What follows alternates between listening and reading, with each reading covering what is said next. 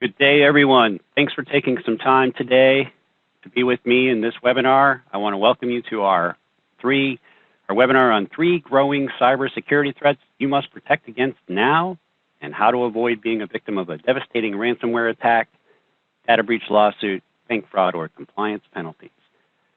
Today, I'm going to show you how I've been able to help business owners like all of you here today drastically reduce your security risks. I think most of you are going to be shocked at what I'm going to share with you, but the good news is you'll know how to better take care of these threats and protect yourself against them and stop these folks from robbing you blind.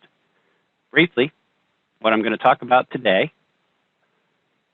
is the #1 security threat to your business that antivirus and firewalls and other security protocols cannot protect against. We'll discuss and demonstrate why those firewalls and antivirus software is not enough for today's threats.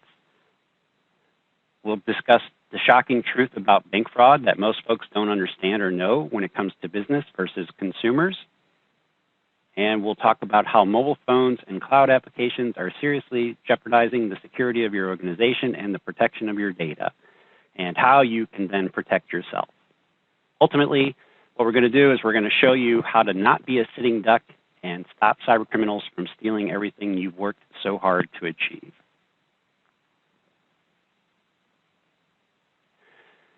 Today, at the end of the webinar, if you stay till the end, we're offering a free dark web scan for your personal credentials. So all attendees will have their email address scanned for any presence on the dark web. This will basically tell you if your usernames and/or passwords for particular websites have been compromised, which will then potentially allow you to know where you need to go and change your passwords and how to have better passwords. A little bit about myself. I am the president of WinStar Technologies in Culpeper, Virginia. I've been in IT for over 25 years, helping small business owners like you with cybersecurity. I'm also an active member of our local chamber in the Culpeper Chamber of Commerce, and I currently sit on the Small Business Advisory Committee and the Board of Directors. I'm an author and a frequent speaker on cybersecurity and compliance. I've had the pleasure of speaking at NASDAQ, and I do have several TV appearances, as you can see a frame shot from one of those right here. A little bit about some of the companies that we work with and who we take care of. Just kind of give you a profile of some of the clients that we've helped in the past. We have an attorney who has a better night's sleep because of what we've done for them in their data backups. We also have a dentist's office that we were able to,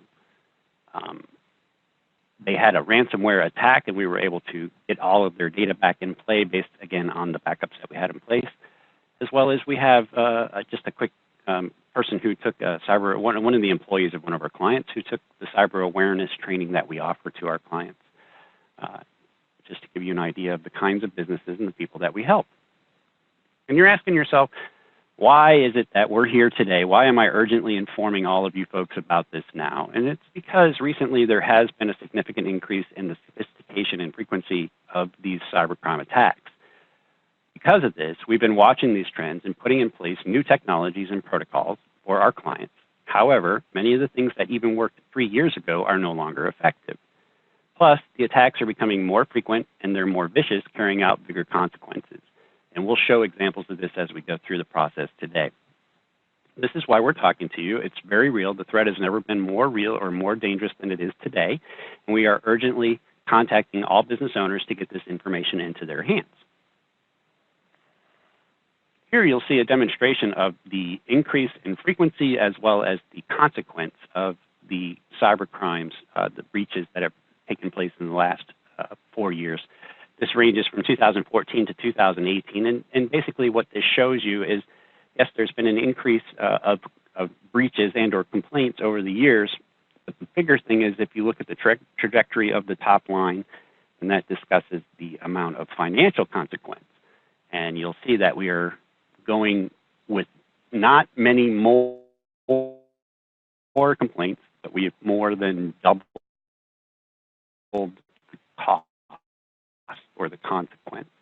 So in just 4 years, we've had a total of $7.5. It's becoming more vicious and more frequent. Cybercrime is the most prevalent crime against small business. There were 137.5 new malware samples in 2018 alone, And I just did a check, and as of August 2019, we're up to about 80 million for this year. And most of these malware variants are what we call polymorphic, which means that they have the ability to change in their file size, their file type. The payload is different, which is one of the big reasons that antivirus software cannot pick up on these new threats, malware being one of the bigger ones, because antivirus relies on definition files. So it needs to know what a file looks like, how big it is, what it does, what its actions are, before it knows that it's a threat and it can protect you against it. In this case, these threats are now very intelligent, and they're shifting and shape-shifting and modifying themselves so that they evade detection. They've gotten very good at this. $79,841. That's the total number. That's the average cost for a cyber attack on a small business today. What that does not cover are the additional damages and costs that you may incur. Things like the embarrassment of appearing reckless, or the cost of protecting the employee and client data by buying the credit monitoring for those folks who were affected by your breach. Reputational damage is unmeasurable. You can't determine what the value of that is. The loss of clients, obviously, for not protecting their data, or them maybe losing confidence in your ability to protect their data. Possibly some lawsuits, legal fees, compliance lawsuits, and then the replacement of that data that's been corrupted or locked. So if you get a ransomware attack and your data gets encrypted, you either have the option of paying that ransom and hoping that they'll give you the ability to decrypt that data, or you can pay services, right, IT services or whomever, to get your data restored and back in place. So there is a cost attached to that regardless of whether or not you pay the ransom. And then there's the real-time cost of the downtime and your lost productivity, which is, again, something that's very difficult to measure, but certainly has a value to it. And you say, well, if it's so common, how come I don't hear more about it? And the reason is mostly because it's very embarrassing to admit that you've been hacked, and people don't like to do that. They don't want to be embarrassed. In many cases, folks don't even realize that they've been hacked until somebody's looking into other things and comes across that. It is known statistically that on average it's about 170 to 180 days that a threat can be present in a network before a business is aware of that. The reason we don't hear more about these things is the horrible PR that comes along with it. We don't want to tell the world that we didn't protect our clients' information or our employees' information. And then there's the legal ramifications. When we do a breach notification, that could incur fines. It could incur lawsuits and some legal fees.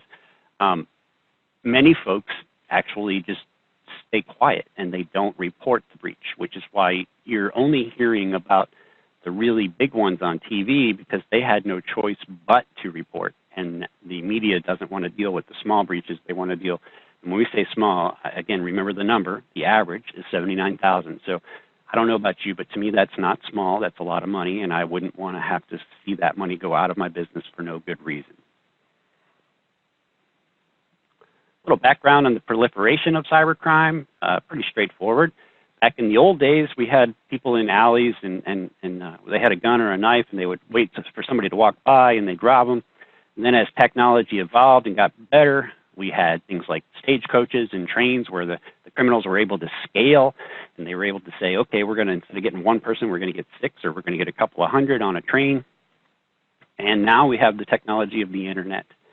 And the internet has made it so that they can hit hundreds of thousands, millions of people all at one time. And the payout and the cash bounty is incredible. So the criminal enterprise is alive and well when it comes to the internet. Here's a, for example, the 80 million people who were hacked, or the JP Morgan credit card hack, and then there was another 7 million small businesses whose account information was hacked and taken and compromised. This was done by a very small group of folks. It doesn't take hundreds of folks to do this. It does, in many cases, it's one person. In some cases, it's a small team, but it happens very quickly, and the consequence is very real. When we had the Equifax hack, almost half of the nation was affected by that. We had 147 million people whose date of birth, social security number, those kinds of things were compromised and are now available for sale on the dark web. As a result of this, many people now need to do credit monitoring to make sure folks aren't opening credit cards and taking out loans in their name, or, for instance, they can do a tax refund in your name if they have enough information and potentially get a refund back, and then you go to do your taxes and the IRS is like, I'm sorry, who are you? We've already taken care of this for you.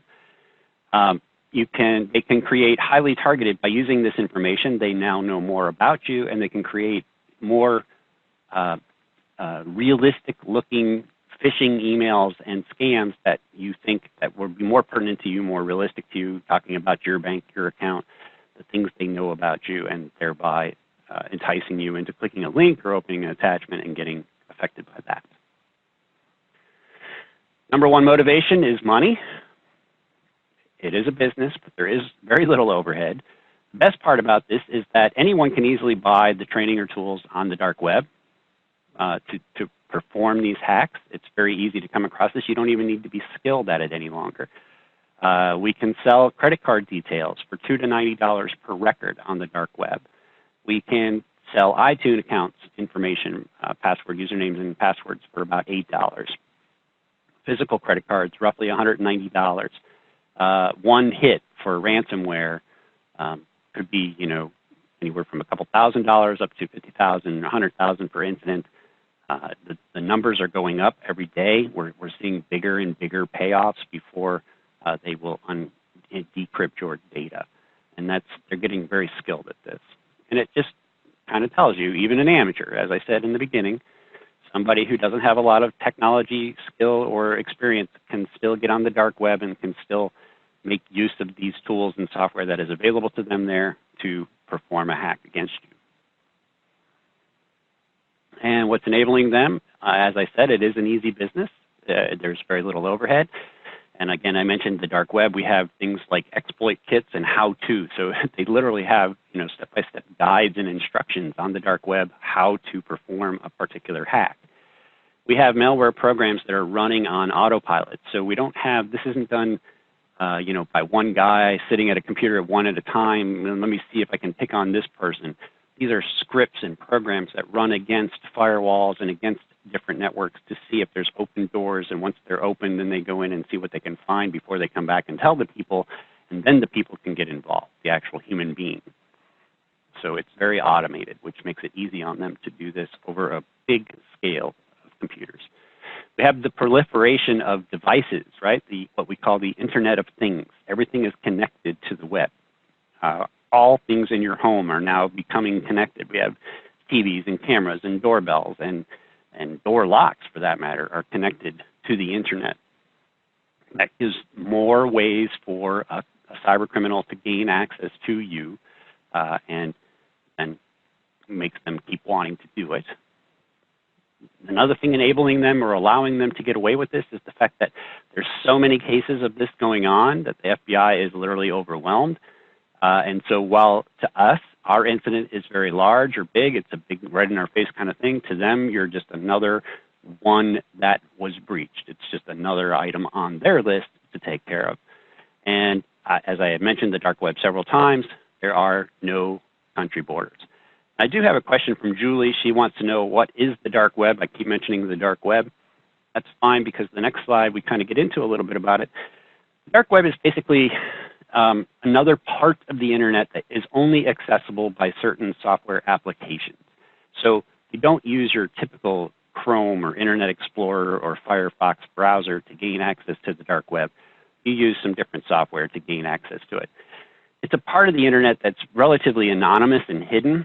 The folks that go on there can move around. There's no tracking of who they are, where they're coming from, who they're connected through. It's very anonymous, so it's a very nice place for them to be performing these illegal activities. And it is estimated that the dark web is roughly 550 times larger than the rest of the Internet that we all use on a day-to-day basis, and it's growing. It's growing very quickly. And you say to yourself, well, we're small. Nobody would bother to hack us. What would they want, right? Wrong. That's not true at all. You are low-hanging fruit for these folks. 1 in 5 small businesses falls victim to cybercrime, and half of the cyber attacks are at small businesses. Ransomware attacks is 70% of those ransomware attacks are targeted at small businesses. And you say, why do they target small businesses? Again, because we're low-hanging fruit. We don't have the financial resources that the bigger companies have. We can't harden our networks and our security as well as some of these larger companies. They know that our laws do not safeguard business bank accounts, so it's very easy for them to get in there, and if they can get access to an account that has access to transfer money from your business account, they can make that happen, and the banks don't pick up on it in many cases, or they don't even notify you, or you're not aware of it.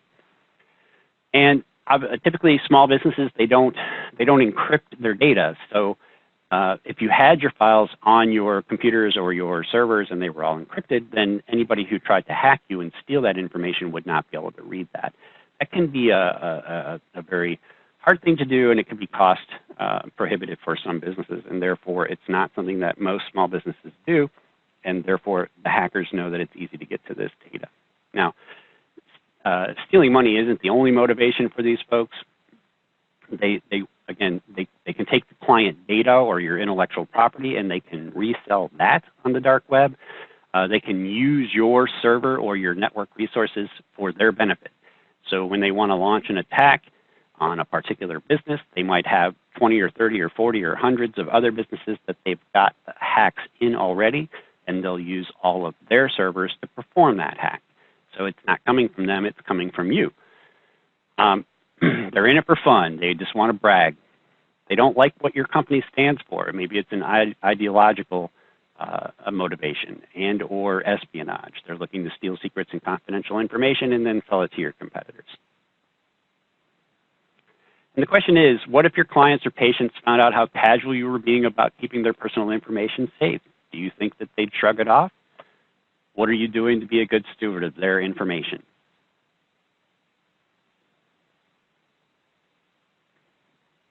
One single breach can produce hours of extra work for your already overburdened employees and days, if not weeks, of downtime, as well as irate clients. Cash flow can be disrupted by down systems, inability to service clients and take orders, possibly even the inability to make the payroll for your payroll. If your payroll account is compromised, you can't get the money, you can't pay your employees. All of these things ultimately will end up in your office on your desk. The three biggest threats to your organization right now and how you can stop them are, number one threat is your employees. Even good employees can make mistakes or they can be a threat to your business. We'll demonstrate that in a few moments, a couple of different ways that folks can do that. They often use free and unsecured applications that aren't sanctioned or allowed by the company for the purpose of maybe sharing documents or sharing information with, even in legitimate ways, like sharing it with your clients or with from whomever they need to, other employees, not knowing that because it's unsecured, it could be compromised. These are all things that are usually done, with the best of intentions in mind and nobody realizing what they're doing. And then we have more personal devices at work, right? So everybody's got a laptop, they got a tablet, they have a mobile phone. All of those things are used for the benefit of maybe checking email at work or doing some work remotely. So with these devices, that makes them, again, more of a vulnerability, a bigger threat to your business. We also have the disgruntled employee / vendor syndrome. If somebody's been fired, or if they know they're going to be fired, or they know they're going to quit, and they've been made to be upset by the company or something they feel was done that shouldn't have been, they could take that data and they could take it with them, or they could potentially delete it or destroy it, or make it so that you don't have availability to that. Vendors can be somebody who you gave maybe access to certain systems and then something fell apart, you stop using the vendors and they use those systems against you. Shadow IT, I mentioned already the file sharing, something like Dropbox. This again is stuff that folks will install or put on their computers. They usually do it with the best of intentions, but we don't know it's there.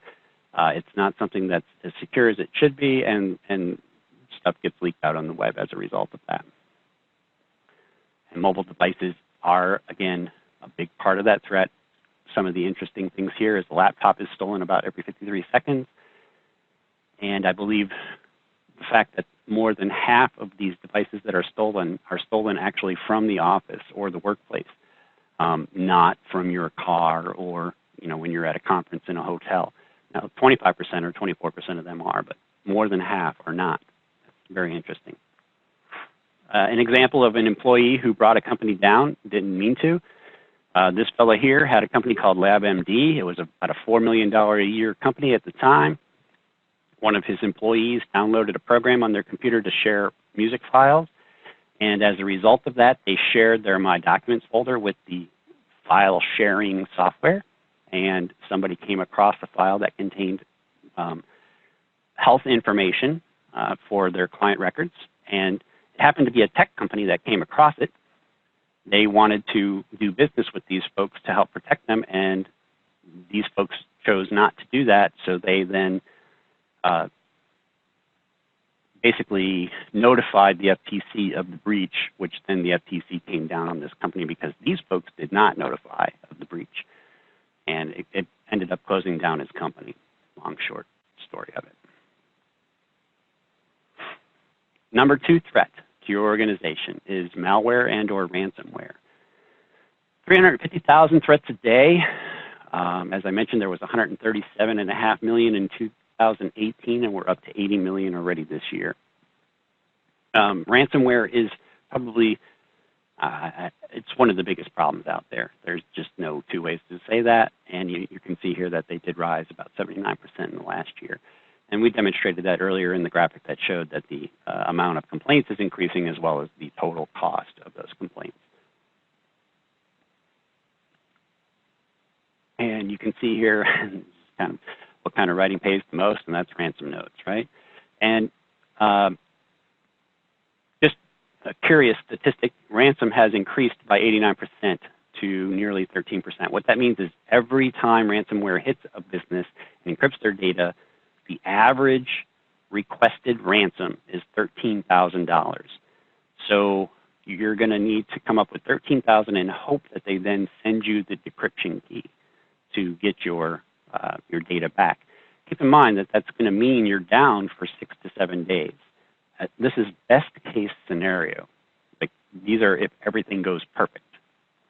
Just recently on the news, we heard about 22 localities in Texas being hit by ransomware. They took and combined all of those 22 localities and asked for a combined sum ransom of $2.5 million. So it was the same hackers who penetrated all 22 localities all at the same time, and they are now holding them all hostage for a total of $2.5 million to get these folks back in business. Smartphones, everybody has one. They're used for everything. We use them for online banking. We use them for checking our email, doing work, collaborating with folks. The amount of malware for smartphones is increasing as well. And you can see we have basically in 2018, there was a forecast of 4 million.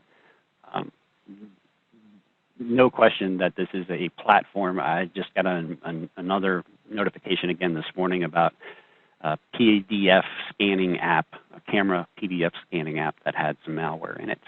So it's every day they're finding more malware samples. These folks don't have any rules, they don't have any morals, they don't care. This demonstrates here, this is a ransomware attack where on a phone they will put nude photos of child porn, basically, on your phone, and then they'll tell you, if you don't pay the ransom, we will report you to the authorities and you'll be arrested for having child porn on your phone. And you can't get it off your phone. It's not that simple. And it's kind of scary. Government fines are definitely going up. The governments are starting to, when I say governments, I mean state governments and or federal government, they're starting to charge more. I think in Virginia, an incident is $150,000, up to $150,000, provided there's no medical related protected health information in there. If there is, then the fines can go up from there. So it's expensive to be breached.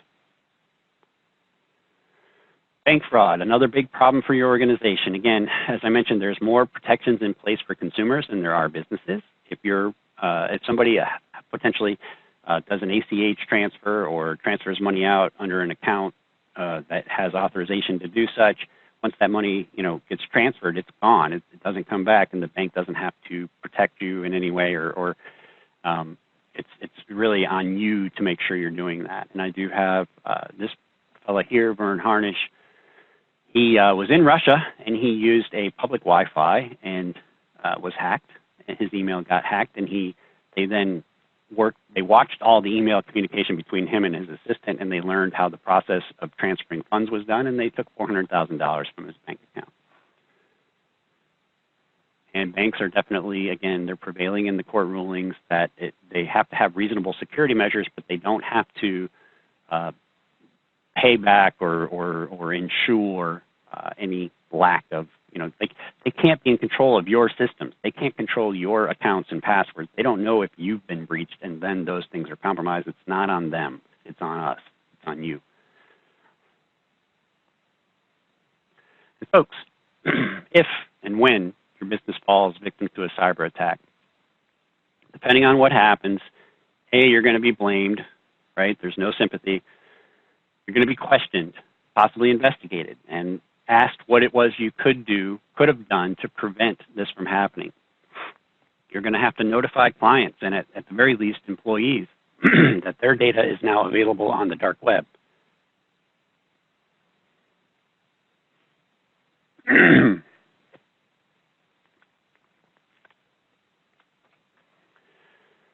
And if your competitors get wind of that, they're going to use it to destroy you as best they can. Not to mention the cost for restoring your data and your network to get you back up and running. So how do you protect yourself? Well, there's 3 steps to protecting yourself. The first step is to understand where you are today, and that's done by performing a threat assessment of your network and your employees and trying to determine where there are places that you can harden your security. Security is certainly something that should be delivered in a layered approach, so there is not one thing you can do to make it better. It's several things you want to do to make it better. So once your threat assessment's done, then you want to put together an action plan, and you want to implement that action plan to fix the vulnerabilities, to close the doors, to plug the holes, per se, stop the leak. And once that's done, you need to continue and keep it up to date, go with ongoing maintenance. This is not set it and forget it, walk away. As I mentioned earlier, things that worked even 2-3 years ago are not effective for the threats today, and I can say with great clarity that in the next year or 2 or 3, the threats are going to continue to get worse, and the things we have today are not going to be strong enough, and we're going to need more and better protections as it goes. So it's an ongoing battle. It's not going to stop. The good news is the first step, the threat assessment today for you is free. If you sign up from now until next Friday for us to come and do a threat assessment, we normally charge starting at $550 for our clients to do this. We're going to do this for you for free, and we're going to add a dark web scan for your entire organization. So what that means is that you're going to know if your employees' login credentials are being sold on the dark web. We're going to see if their email address and their password is compromised on any website. And at that point, you'll have that information, and they'll then know, here's what we find. Most people use the same password over and over and over again. So if my Netflix account got compromised and my username and password was my work email address and a password, the chances are pretty high that that same password would work if I tried to log in at work or something very close to it. So we want to search the dark web for this and make sure that we are aware of those so that those passwords can be secured and changed. We are going to check your IT systems and make sure that your IT and data are truly secured from these hackers, best they can be. We're going to give you an overall health score for your network, where you might see problems, where things are going well.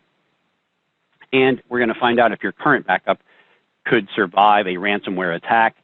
The reality is, when it comes to ransomware, there's 2 ways out: pay the ransom or have good backups. Aside from that, that's the end of it.